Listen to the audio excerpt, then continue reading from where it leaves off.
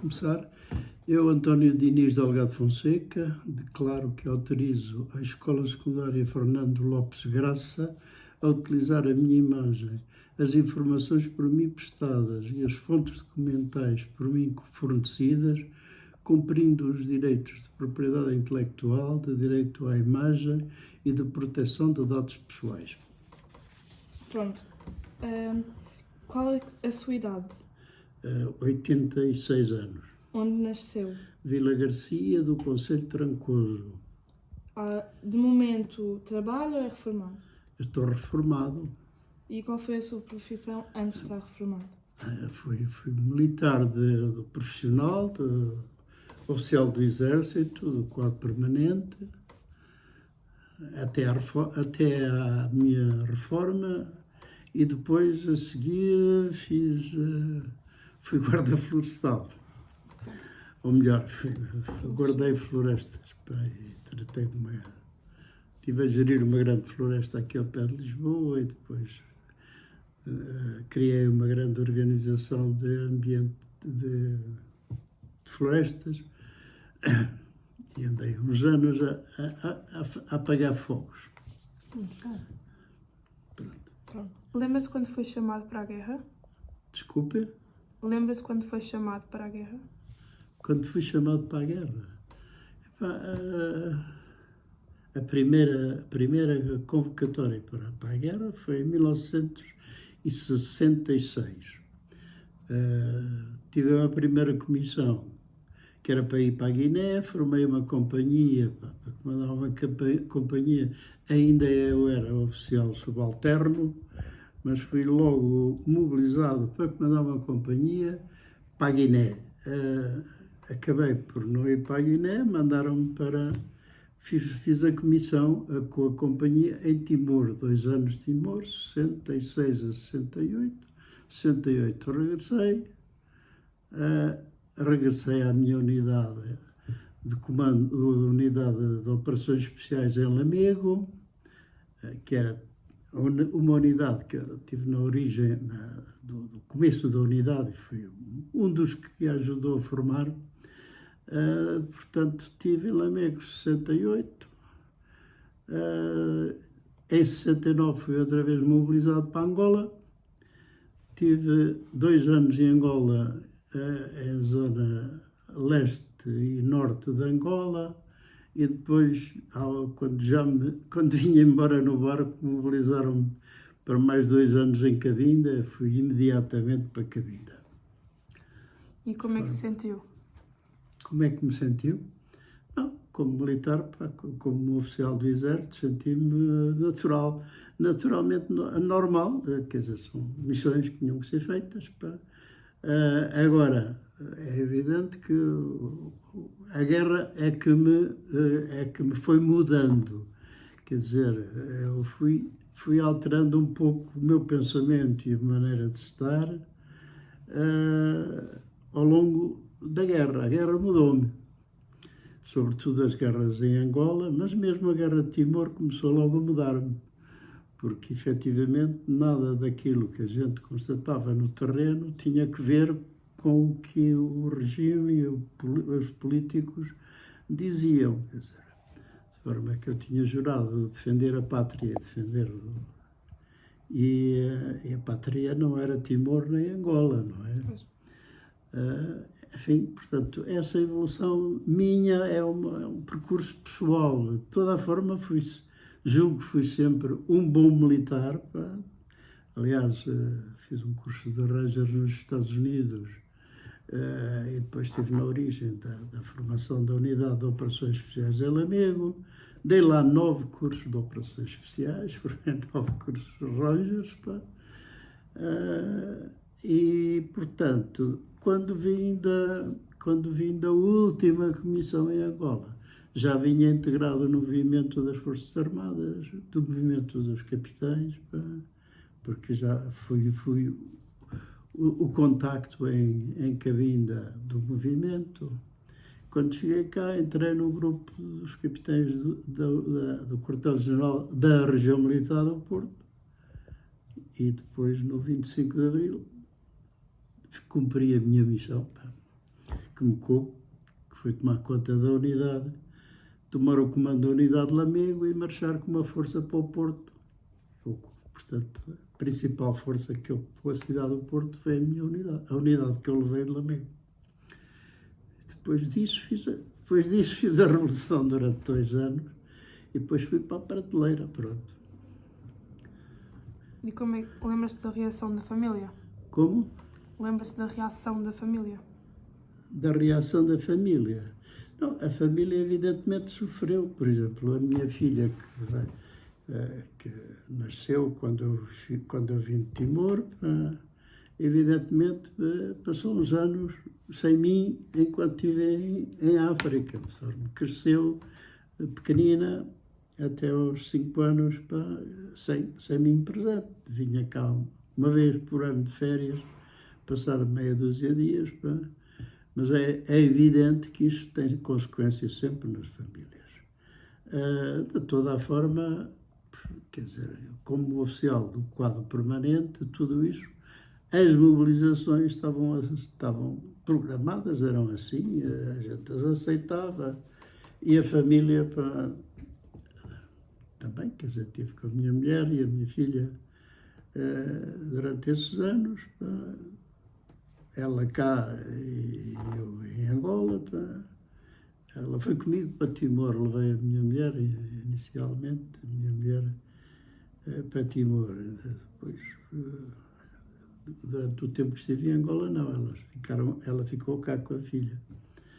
Não, é evidente que são perturbações naturais num casal, numa família, e com os perigos que evidentemente a guerra traz, deixa preocupadas as famílias, sobretudo, não é?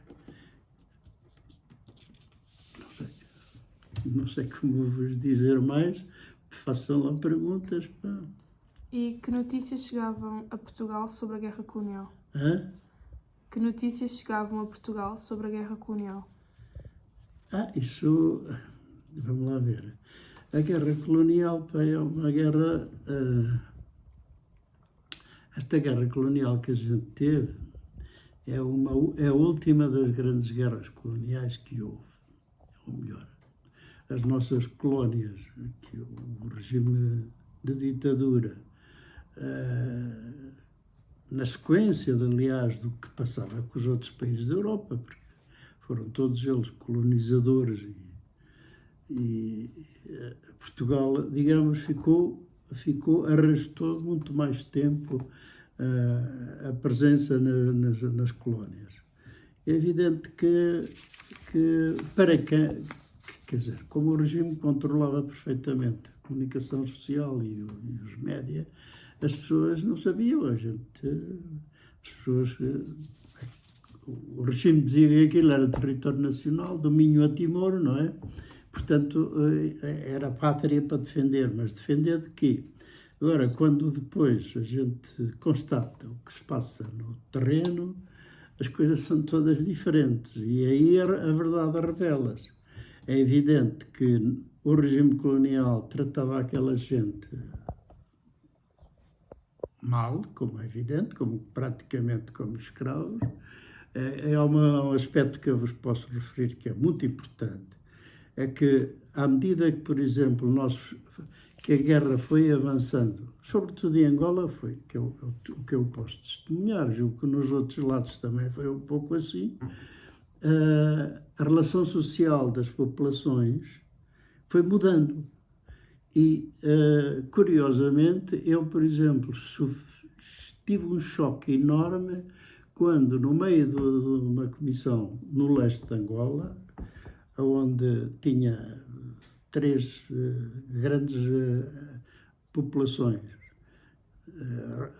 reordenadas, porque no início da guerra, nas zonas onde a guerra começou, agarraram nas populações todas e reordenaram-nas ao pé das unidades, ou de unidades militares. Por exemplo, junto do sede da companhia tinha 12.000 pessoas, mais 800 zambianos refugiados também, e depois tinha mais duas povoações onde tinha destacamentos militares, pá, uma com 3.000 e tal pessoas, e a outra também à volta de 4 ou 5.000 pessoas. Portanto, num território imenso, porque era o saliente do Kazongo, é aquela parte, aquele quadrado que entra dentro da Zâmbia. Não sei se estão a ver o mapa de Angola. O mapa de Angola pode ser quase um quadrado e tem uma parte assim que o Gago Coutinho traçou dentro da Zâmbia, porque é a zona que tem a grande zona mineira do Katanga. E eu tive exatamente nesse que tem 200 por 180 metros de quilómetros de largo por 200 de comprido. Portanto, a minha companhia estava naquilo tudo. De forma que... Mas aquilo que eu estava a dizer é que, estando nesta circunstância, fui passar um Natal em casa de um tio meu e de alguns primos que eram comerciantes no centro de Angola, no Uambo, e dei-me conta que eles tratavam lá os pretos como escravos autênticos. Quer dizer, faziam deles o que queriam-lhe, batiam-lhe, completamente diferente do que já se passava nas zonas onde havia guerra. Nas zonas onde havia guerra, as populações já tinham alguma dignidade. E a gente já, e sobretudo nós militares, não deixávamos que a administração colonial continuasse a tratá-los como tratavam nos sítios onde ainda não tinha chegado a guerra. Isto para explicar porque é que os movimentos de libertação iam se libertando à medida que tomavam consciência da sua situação, iam entrando, digamos, iam reforçando o nosso inimigo, quer dizer, iam reforçando os grupos da resistência e com os quais combatíamos, sobretudo com o MPLA. Portanto, isto para explicar que, efetivamente, aquilo eram colónias com populações perfeitamente colonizadas. A quem vendiam a linha nas lojas, os comerciantes portugueses vendiam linhas de cozer a metro.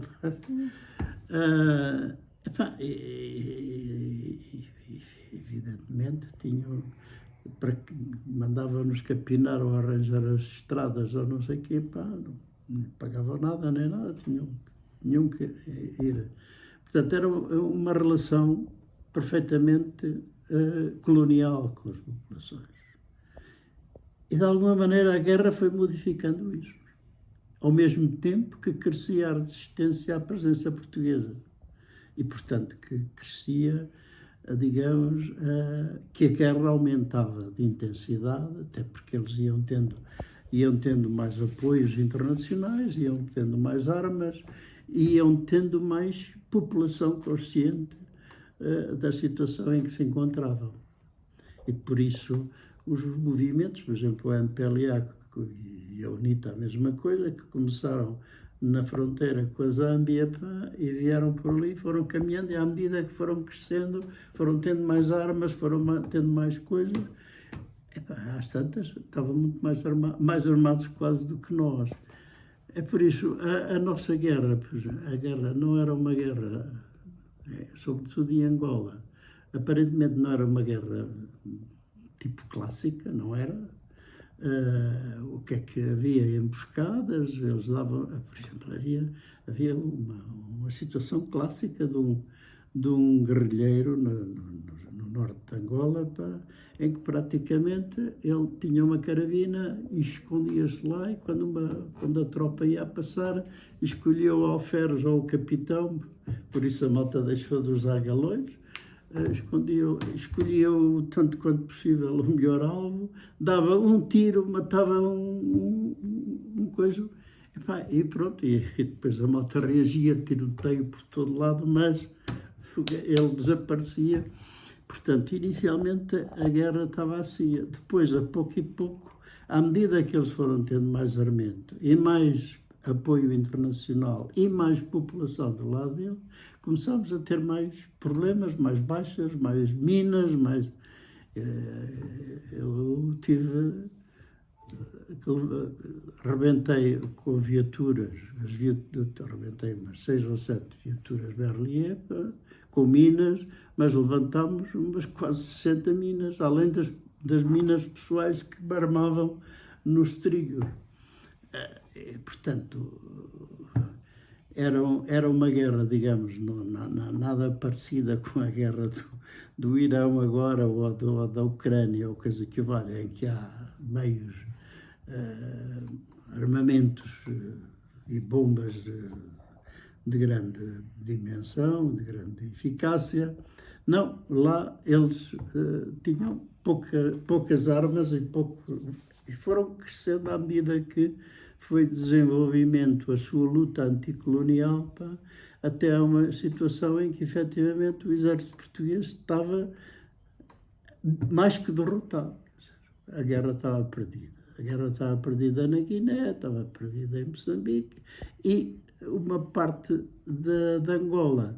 Angola conservou-se mais tempo porque teve um grande apoio das forças sul-africanas, dos brancos sul-africanos, que foram para lá, porque praticamente no fim da guerra os helicópteros eram sul-africanos, os jipes eram sul-africanos, os rádios eram sul-africanos e em certas zonas eles davam apoio direto com aviação e com helicópteros. Não foi o caso na minha zona de ação, porque eu nunca não deixei. Porque eles faziam barbaridades quando intervinham e não era a minha zona de ação. Sempre que possível deixei as populações trabalhar à vontade na floresta, com muitos riscos, mas também como o meu inimigo no leste, o MPLA, era um inimigo muito correto em termos, sabiam o que queriam e não faziam, por exemplo, nunca atacavam as suas populações. Antes, pelo contrário. Não é o mesmo, por exemplo, que fazia os outros movimentos, nomeadamente para como é que se chama? O movimento apoiado pelo Congo. De forma que isto, para vos dar uma ligeira aproximação à guerra propriamente, normalmente nós tínhamos, Angola é enorme, como devem imaginar, 14 vezes e meia que o território nacional. E para ocupar aquilo tudo, nós tínhamos normalmente batalhões que tinham uma zona de ação com muitos quilómetros de coisa e depois 3 ou 4 sítios onde tinham companhias, comandos de companhia.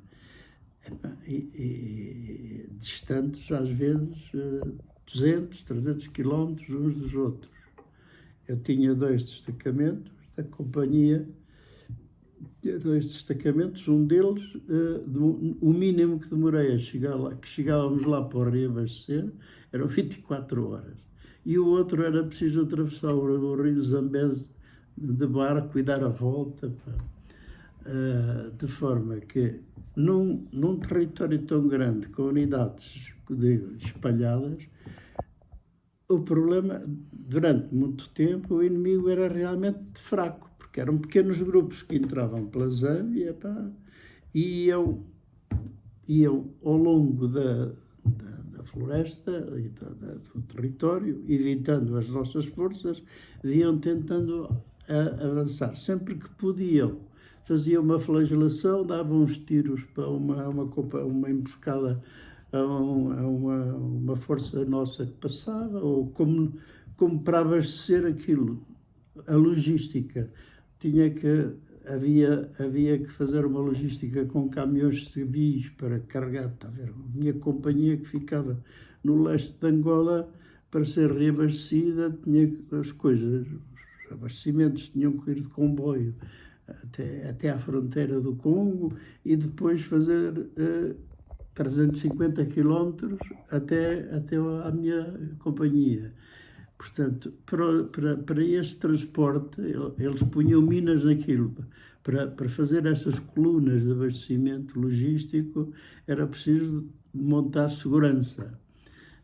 E nesses movimentos é evidente sempre que eles podiam, ou faziam uma pequena emboscada e fugiam, ou punham uma mina.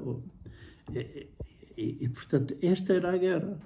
Era assim a guerra na maior parte. Depois havia umas forças especiais do tipo dos comandos, mais bem pagas e mais bem treinadas, para quando havia um objetivo, uma concentração maior do MPLA ou da UNITA ou não sei o quê, essas forças especiais iam, ou de helicóptero ou de outra maneira, iam fazer uma operação especial sobre aquele sítio, com determinadas condições. Portanto, normalmente eram essas forças que faziam uma intervenção mais violenta, mais rápida sobre determinado conjunto de forças. O resto, a malta que estava, as companhias que estavam em quadrícula no território, tinham todo, era uma guerra diferente, era uma guerra efetivamente de fazer movimentos militares com viaturas abertas, os unimogs e as berliers, onde os soldados iam sentados e não sei o quê, em picadas, porque praticamente não havia nenhuma, ou quase na zona leste toda, não havia praticamente nenhuma estrada asfaltada. Era tudo estradões, na época das chuvas ficavam todos cheios de buracos e de lama, atravessar rios, muitas vezes é preciso atravessar de jangada. Nestas circunstâncias, pequenas forças do inimigo criavam muitos problemas por vezes. E as coisas também dependiam muito das características dos movimentos de resistência. Portanto, como os nossos, digamos, os consideravam inimigos, tinham realmente origens e objetivos diferentes. Por exemplo, falando os que eu com quem mais trabalhei, a UNITA, o MPLA e a UNITA era mais um movimento esfiado por os velhos tradições da chefia africana. Quando mataram o Savimbi, para lhe tirar o cinto sagrado que ele tinha, tiveram que arranjar um pau comprido e não sei o quê para lhe tirar, porque tinham medo quer dizer, as tradições de feitiços, etc. Portanto, era mais o tradicional, típico chefia africana. O MPLA não. O MPLA é um partido claramente de base ideológica marxista, com apoios e com formação em zonas, praticamente quase todos eles começaram a organizar-se para a guerrilha aqui em Portugal. Os principais dirigentes, vocês já devem ter ouvido falar, quer do MPLA, quer da UNITA,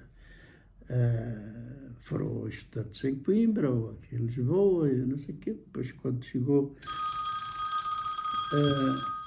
pode parar um segundo. Atenção. E falando das diferenças, portanto, estava a contar que cada um tinha as suas origens e os seus apoios externos. A UPA nasceu, digamos, de um apoio da República Popular do Congo. Era mais, digamos, um movimento tradicional anticolonial, apoiado pela França, sobretudo países ocidentais e também pelos Estados Unidos, com base nas igrejas evangélicas. Era um movimento um bocado, enfim, pouco, não tinha muito que ver com as populações, aliás, tratava, de uma forma geral, tratava muito mal as populações. A UNITA, não, como já estava a explicar, é um movimento que tipicamente, com uma chefia tipicamente tradicional africana, como aliás acontece ainda em muitos países africanos, onde os chefes, os presidentes e não sei o quê têm todos os poderes e ligados de alguma maneira a poderes sobrenaturais da tradição cultural antiga deles. O MPLA, por exemplo, não. O MPLA nasceu claramente de uma ideologia marxista, apanhado aqui, por exemplo, nas oposições em Portugal, com dirigentes que foram formados aqui, portanto, foram quase o Agostinho Neto, quase todos eles começaram a entrar nos movimentos, com apoio, evidentemente, da Argélia, de alguns outros países africanos já independentes, mas começaram a organizar movimentos e, inicialmente, digamos, com essas vias. O MPLA tinha coisas curiosas porque, desde o princípio, que criaram um movimento para construir uma nação. E daí que tomaram algumas decisões curiosas. Por exemplo, desde o primeiro momento da formação do movimento, adotaram como língua oficial o português. Depois, em termos de estrutura administrativa, etc., continuaram mais ou menos a copiar uma certa relação estrutural com a nossa administração. E, por exemplo, vou dar um exemplo, um ataque que uma vez a minha unidade fez a um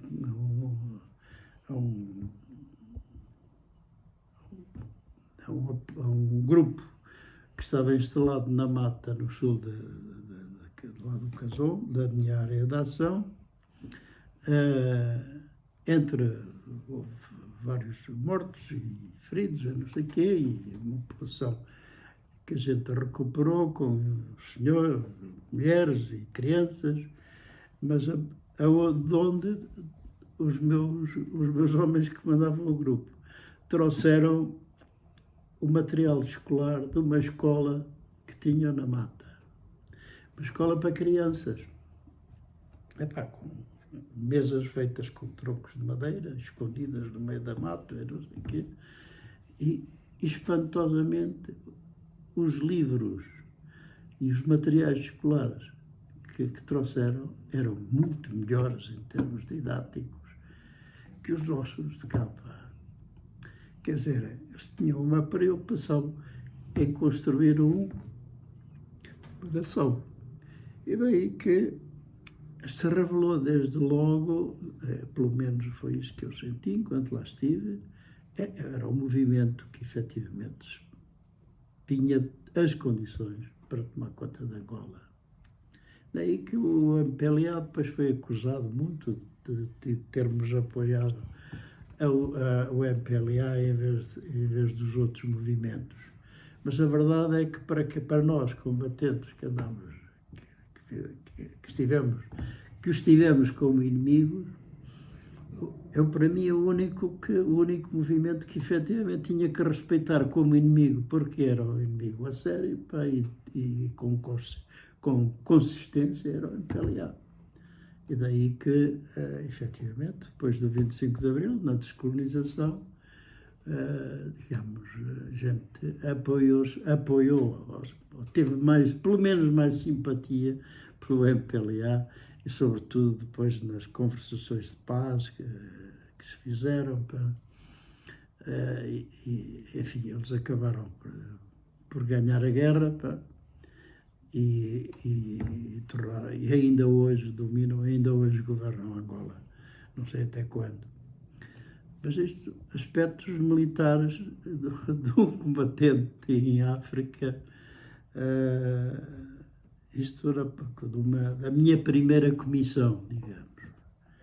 Depois a segunda comissão, pá, foi diferente, mas também com coisas do mesmo género, porque o comandante-chefe, quando eu estava já embarcado no barco para vir embora no fim da primeira comissão, mandou-me chamar ao quartel-general e deu-me uma missão de urgência. Mandou-me no dia seguinte de madrugada, estava a desembarcar em Cabinda para neutralizar uma declaração de independência que os cabindas tinham feito com o apoio da extrema-direita aqui portuguesa e dos petróleos e de interesses franceses. Tinham declarado a independência de Cabinda, lá, um grupo de militares de Cabinda, foi um grupo de militares que, em certa altura, um batalhão que lá esteve, para os trazer da UPA para Cabinda e para os pôr do nosso lado, lembraram-se de um tratado chamado célebre Tratado de Simulambuco, que foi um tratado que o rei de Portugal mandaram um marinheiro, um oficial de marinha com um navio a Cabinda para fazer assinar um tratado, como se fosse um tratado entre reis, entre o rei de Portugal e os reis de Cabinda, os chefes de Cabinda. Para quê? Para levarem este tratado assinado com os chefes tradicionais de lá, para o levarem para a Conferência de Berlim de 1890, onde digamos, as nações europeias se tentaram distribuir as várias colónias. E Portugal, para dizer que estava instalado e que tinha relações com aqueles povos, foi obter este tratado. Este tratado que, efetivamente, era um tratado sem qualquer conteúdo real, não é? Mas que serviu para Portugal reivindicar a sua presença em Cabinda, em Angola, nessa grande conferência internacional, a Conferência de Berlim. Utilizando este tratado, houve um batalhão que estava lá em Cabinda, foi fazer lá em Cabinda, que prometeu aos cabindas que iriam pôr em prática este tratado se eles regressassem e deixassem de combater pela UPA, em 64. E efetivamente vieram para Cabinda e constituíram aquilo que depois veio a chamar a FLEC, Frente de Libertação do Enclave de Cabinda. Portanto, só que não estava longe de lhes dar independência, como é evidente. Só um segundo, assim vai ficar um bocado complicado, não é, para o vosso trabalho. Nós vamos ter que transcrever tudo à mão. Nós vamos ter que... Então não há problema. Então depois reduzem, compõem, como é preciso. Bom, mas estava eu a contar que, como aconteceu isso, um major português que controlava essas tropas, chamados TEs de Cabinda, esse major declarou a independência de Cabinda e o comandante-chefe, o general Costa Gomes, foi-me buscar ao barco, como eu tinha algumas, enfim, não sei porquê, se calhar pela minha capacidade demonstrada ao longo dos 2 anos anteriores na guerra. E mandou-me para Cabinda para eu neutralizar aquilo. E lá fui. Acabei por ficar 2 anos a tomar conta dos tais TEs. Infelizmente, Quando, entretanto, estava integrado no movimento das Forças Armadas, dos capitães, no movimento dos capitães, era eu que distribuía, digamos, e fazia a ligação com os capitães que estavam em Cabinda na altura. Portanto, estive lá, tentei, antes de vir embora, já sabia que aqui ia haver o golpe de Estado e a tomada de poder pelos capitães, e tentei e arranjei uma forma de passar os TEs para o MPLA, para não haver guerra, porque depois da independência não houvesse guerra entre eles. Infelizmente não aconteceu assim, porque quando eu fui para lá, neutralizei o comando desse grupo, foram neutralizados, foram enviados mais tarde para Kinshasa, ficaram lá sob as ordens do Mobutu, mas deixaram de comandar em Cabinda durante os 2 anos que eu lá estive. E, portanto, antes de me vir embora, eu entrei em contacto com, digamos, o grande coordenador civil do MPLA em Cabinda e combinei tudo para que, quando aqui houvesse o movimento, eles se passarem para o MPLA, porque a independência de Cabinda era impossível. Porque em África ninguém pode mexer nas fronteiras. As fronteiras atuais são fronteiras coloniais, todas artificiais. Se alguém mexe numa fronteira em África, é guerra de certeza, de forma que ninguém se atreve a mexer nas fronteiras africanas. E por isso Cabinda não podia jamais ser independente. Agora, podia ter alguma autonomia em relação a Luanda, como tem, efetivamente, neste momento, mas não podia ser independente. De forma que deixei as coisas preparadas. Só que terminei a minha comissão no fim de 1973, vim para cá e, portanto, quando, depois do 25 de Abril, houve aqui os políticos acharam que era importante voltar a recriar a FLEC. Não sei porquê, nem para quê, foram buscar as cabeças da FLEC a Kinshasa e voltaram a pô-los em Cabinda. Conclusão: Cabinda fez em guerra civil contra o MPLA quase até a atualidade. E com situações terríveis de mortandade. Enfim, houve qualquer coisa que falhou, e não foi culpa minha, foi culpa de alguém foi culpa dos interesses dos petróleos. Os petróleos provocam cada guerra. Porquê? Porque a Cabinda era tem muito petróleo, que estava a ser explorado por uma companhia americana, Cabinda Gulf Oil. Mas a Total, a companhia francesa, que estava na República Popular do Congo, queria tomar conta do petróleo de Cabinda também. Então, se Cabinda se tornasse independente, evidentemente que a exploração de petróleo de Cabinda deixava de ser dos americanos, da Cabinda Gulf Oil passava para a Total. Nitidamente foi por isso que houve guerra em Cabinda. Pronto. Enfim, estas guerras são assim. Normalmente têm sempre por trás interesses que, evidentemente, não eram os de Portugal, não eram nossos, não eram os dos portugueses, que praticamente não ganhávamos nada com o assunto. Aliás, senti que uma certa raiva, porque que eu vi o potencial que tinha a Angola, por exemplo, em termos de minerais e de minérios, e quem explorava aquilo eram ingleses, e sul-africanos, americanos e outros. A casa inglesa que vendia as máquinas todas em Angola, pá,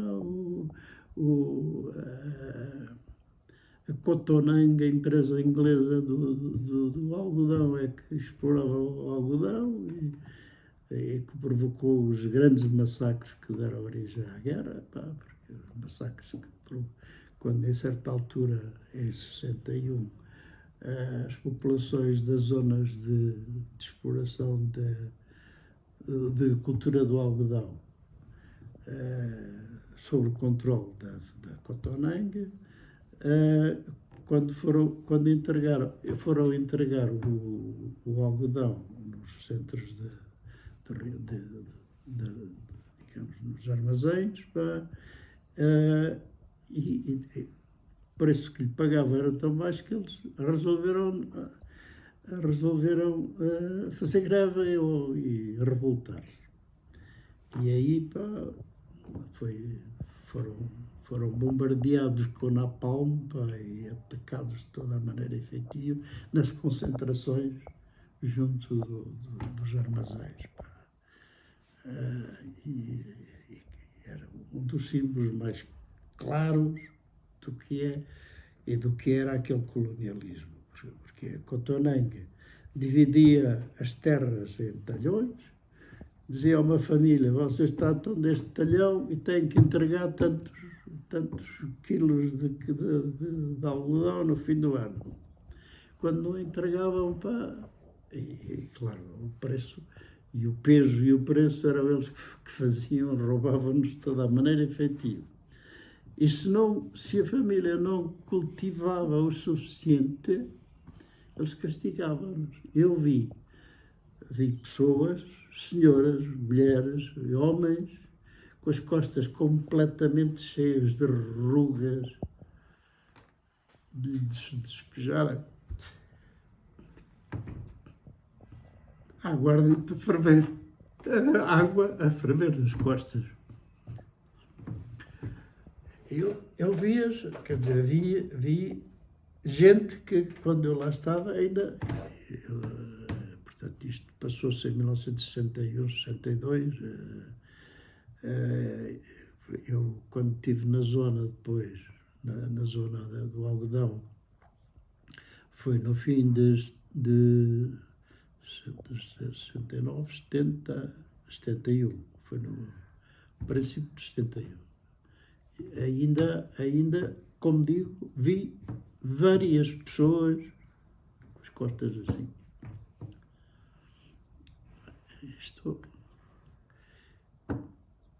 Vocês desculpem, há coisas que ainda hoje me emocionam. Esta uma delas epá, essa gravação para ficar. É melhor cortar, mas depois vocês veem, também não há problema. Temos depois mais perguntas para fazer, sim? Temos mais perguntas para fazer, sim. O que é que eu ia... sobre as condições técnicas da guerra. Armamento. Eles começaram por ter apenas uns canhangulhos, umas armas de carregar pela boca, com que eles utilizavam para caçar elefantes ou coisa que o valha, quer dizer, armas que vêm, digamos, do tempo antigo, do tempo da Primeira Guerra Mundial, outras que eram improvisadas por eles, canos carregavam pólvora negra. Portanto, os primeiros tempos, quando foi da revolta em 1961, foram praticamente as armas que tinham eram rudimentares. E a gente também ainda não tinha grandes armas do nosso lado, ainda tínhamos armas de repetição, que era a velha Mauser, que eram armas da Primeira Guerra Mundial. Iniciámos a guerra em África com armas da Primeira Guerra Mundial. As coisas, depois nós apanhámos armas já automáticas, com as G3, Eles começaram a ter Kalashnikovs russas e checas, Nós tínhamos artilharia, mas praticamente a artilharia com aquele tipo de guerra e com a dimensão, praticamente não tinha eficácia nenhuma, pá, estavam todas ultrapassadas. Nós tínhamos meios de rádio relativamente razoáveis, mas eles também começaram a ter boas transmissões. Portanto, eles a pouco e pouco foram equilibrando o poder, a potência militar dos movimentos, vai-se equiparando à nossa, com os respectivos apoios internacionais. O MPLA mais apoios de leste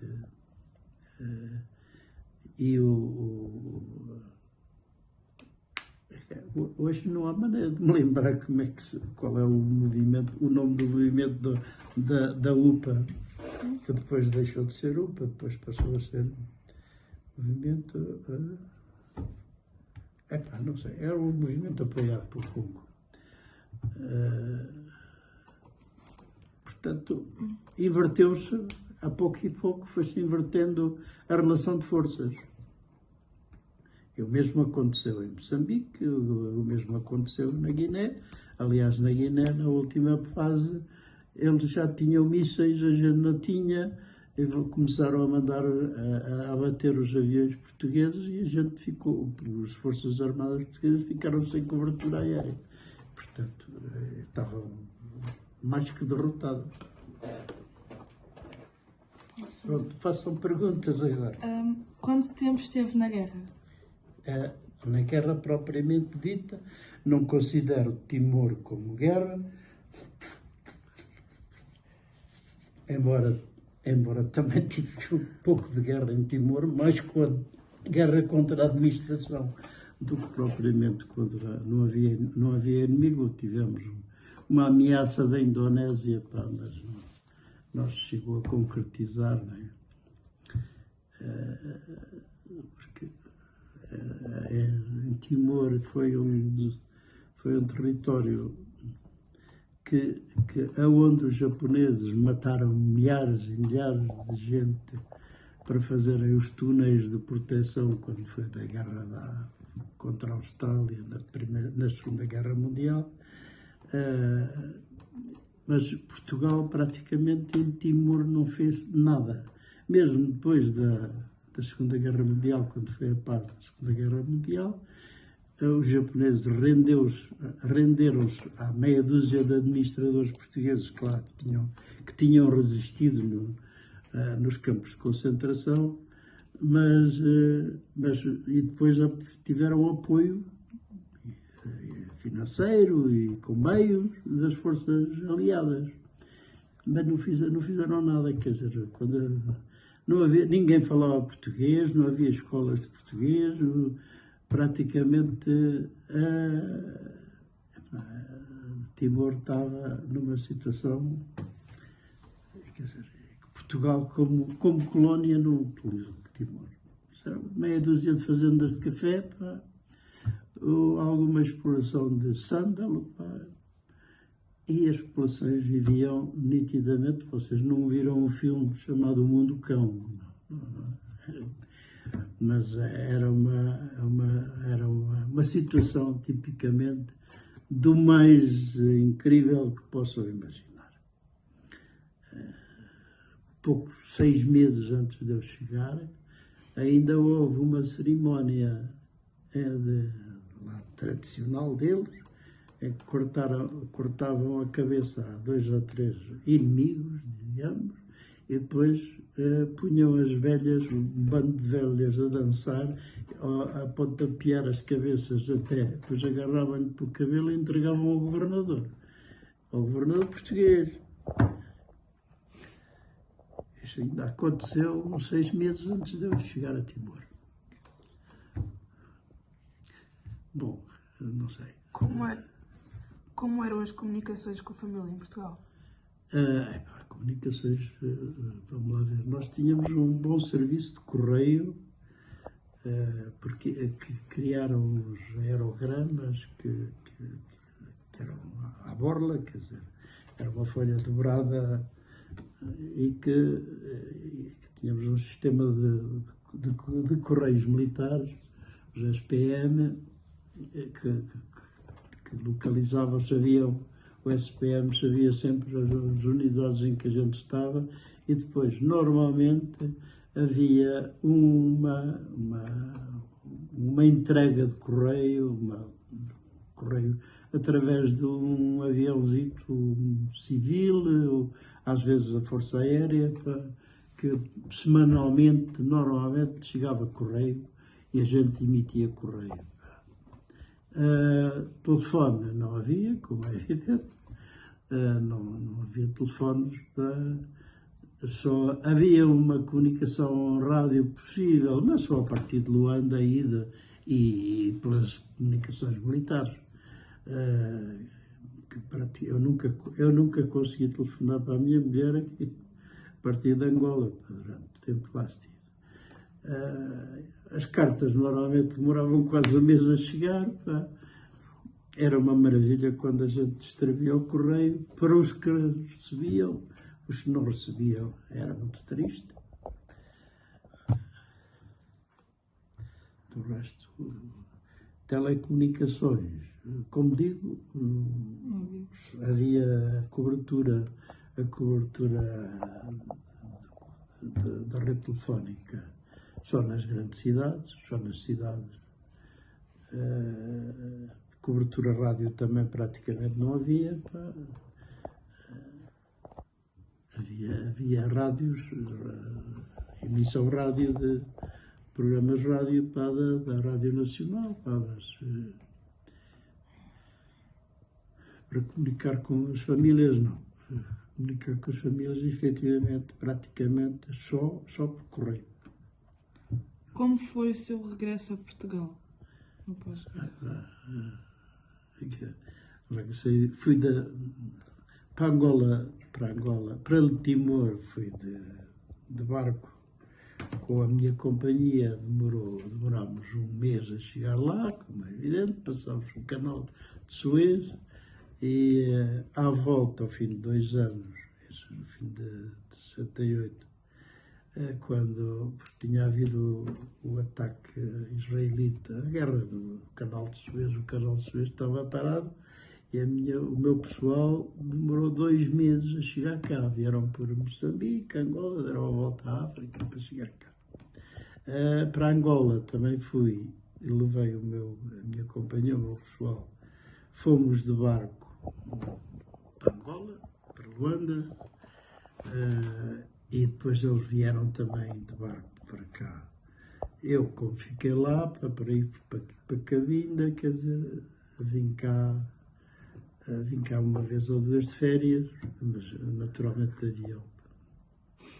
Eu de Timor também regressei de avião. Aliás, como em Timor estive com a minha mulher veio de lá grávida, não esta senhora que vocês acabaram de ver, porque eu depois divorciei-me depois do 25 de Abril. Enfim, não dava, tudo bem. Continuo a apoiá-la. E a minha filha, tenho 2 filhas, uma da primeiro casamento, que é uma ilustre cientista com renome internacional. Está lá em cima no I3S, no Porto. É a diretora de tudo o que é microscopia aí no país. E atualmente ela é editora de uma grande revista científica de microscopia, uma revista internacional.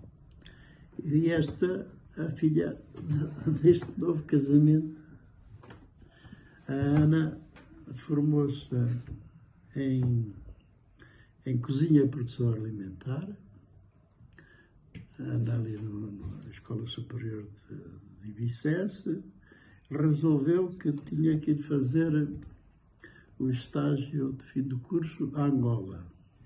E foi. Foi em plena Guerra Civil de Angola, esteve lá num hotel a descascar batatas durante 3 semanas. Depois zangou-se, foi trabalhar com uma multinacional. Acabou por ficar 7 anos em Angola, onde conheci, em plena Guerra Civil, loirinha, mas muito jovem, mas depois lá conheceu o seu atual marido, pá, que é tunisino, pá. E depois, é uma história incrível. Agora está na Tunísia com os meus netos. Pergunte. Como se adaptou a uma vida civil depois de estar na guerra? Como me adaptei a quê? A uma vida civil depois de estar na guerra. Pá, a vida civil, quer dizer, eu como digo, só entrei para a vida civil quando, depois da Revolução, como fui um dos que não alinhei no 25 de novembro, fiquei nas prateleiras da tropa durante alguns anos. A parte final, alguns elementos do Conselho da Revolução, nomeadamente o Vasco Lourenço, o Vítor Alves e o Vasco Lourenço, foram buscar à prateleira, à biblioteca do Exército, onde eu estava a arrumar livros, e fui para o Conselho da Revolução ajudar com a missão de arrumar a documentação do Conselho da Revolução, e no fim do Conselho da Revolução fiz parte da Comissão de Extinção do Conselho da Revolução e entreguei todo o arquivo documental na Torre do Tombo. Fui eu que entreguei pessoalmente e com a minha assinatura. Depois disso, já não tinha mais nada que fazer na tropa, nem me deixavam, porque efetivamente houve alguma perseguição aos oficiais, quase todos os capitães de Abril. E, portanto, já não tinha mais nada que fazer, arranjei um emprego.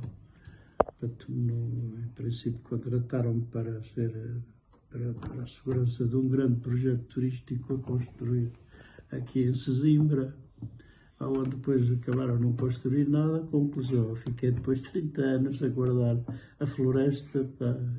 Para guardar a floresta tive que guardar as florestas vizinhas, tive que fazer uma associação de florestal, e fiquei 30 anos a guarda florestal, pronto, e organizador da proteção florestal aí por aí abaixo.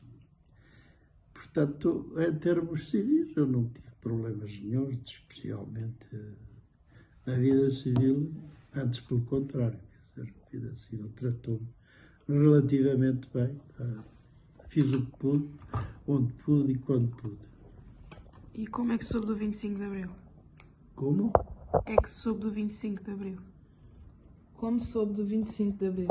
Não, como já vos expliquei, eu quando ainda estava em Cabinda, participei logo no grupo dos capitães da organização dos capitães de Abril, do MFA. Portanto, quando vim para cá, no fim de 1973, já estava integrado dentro do movimento das Forças Armadas. Depois fui ao Porto, fiz parte da comissão de trabalho no Porto, da conspiração no Porto.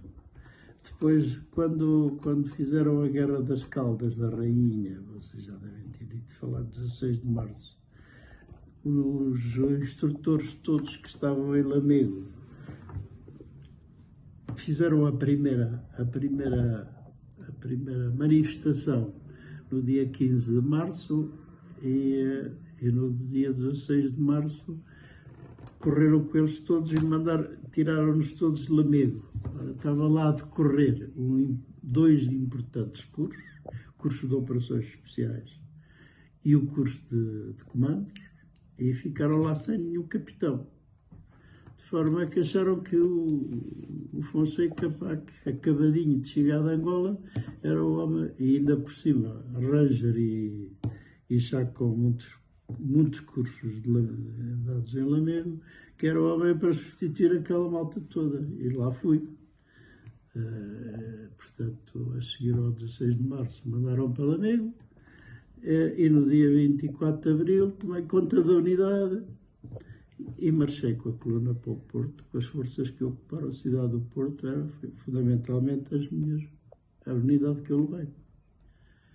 Depois fiquei no quartel-general do Porto a comandar a Polícia Militar. Fui 6 meses delegado da Junta de Salvação Nacional no Ministério do Trabalho no Porto. Passaram por mim, assisti e ajudei a resolver 3.000 e tal conflitos de trabalho, porque toda a gente quis saber como é que se fazia uma greve. Enfim, foi aquela revolução a sério que existiu durante um ano, pouco mais, nem isso. Depois acabou, pronto, acabou. É normal, todas as grandes modificações da sociedade fazem-se por saltos que acontecem de longe em longe. Nós aqui, em 74, 75, demos um saltinho na história, mas um salto pequenino. Infelizmente foi pouco tempo. Não deu para mudar as cabeças, não deu para mudar, tanto assim que, por exemplo, ainda hoje, muitos portugueses falam da guerra em África como